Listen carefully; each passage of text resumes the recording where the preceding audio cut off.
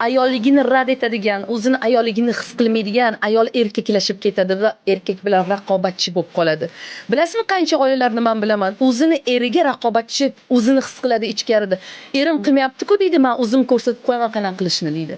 Eri mana bozor qilib kelishadi, deylik o'sha bir qop un tursa agar, hoy demasangiz, bo'yniga olib kiradi shu narsani. To'xta. Siz qachonki turmush o'rtog'ingizga "Son, men lampochkani almashtir" desangizda, u sizga bugun emas, ertaga, erta emas, indin desa-yu, siz nima qilasiz? Jahlingiz chiqadi, ichingizdan "Men senga ko'rsatib qo'yaman, o'zim alishtiraman" deysiz. Borasiz, o'zingiz alishtirasiz, kimnidir olib kelsangiz ham boshqami, lekin nima qilasiz? Isbotlaysiz. Eringizga zo'rligingizni isbotlaysiz, undan kuchliroq ekaningizni isbotlaysiz. Mana shu isbotlash va bu pozitsiyaga kirib qolmang qizlar. Bu juda xavfli. Siz bunda ayolligingizni rad etasiz, o'zingizda qayerdadir eringiz bilan raqobatchi bo'lasiz va ikkinchi erkak oilada paydo bo'ladi.